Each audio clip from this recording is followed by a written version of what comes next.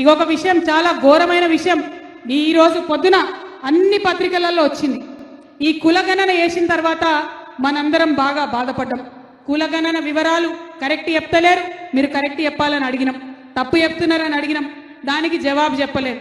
పోనీ అసెంబ్లీలో పెట్టండి లెక్కలని అడిగినాం, దానికి జవాబు లేదు. పోనీ గ్రామ పంచాయతీలలో వివరాలు ఇవ్వండి అని అడిగినాం, దానికి జవాబు లేదు. ఇవాళనంట మొత్తం ఇచ్చినటువంటి డేటా, వాళ్ళకు వచ్చినటువంటి డేటా అంతా తీసుకుపోయి ఒక ఇండిపెండెంట్ ఎక్స్పర్ట్ కమిటీకి ఇస్తారట. ఆ ఇండిపెండెంట్ ఎక్స్పర్ట్ కమిటీలు ఈ డేటాను అనలైజ్ చేస్తారంట. ఈ డేటాను వాళ్ళు అనలైజ్ చేసి మనకు డీటెయిల్స్ చెప్పే వరకు మనం ఎవ్వరం కూడా దాని మీద మాట్లాడొద్దట. దానికోసం నిన్న హెచ్చరిక జారీ చేసిరు. ఇగో, కులగణనపై ఎవరు మాట్లాడొద్దు, ప్రభుత్వము, నాయకులు, మీడియాకు ఎవరు కూడా మాట్లాడొద్దని ఇక్కడ అండర్లైన్ చేసి పెట్టినాం. స్వతంత్ర సంస్థనట, వీళ్ళు ఇండిపెండెంట్ సంస్థనట, వీళ్ళు మనకు హెచ్చరిక చేస్తున్నారు. మీరెవరు మాకు హెచ్చరిక చేయడానికి?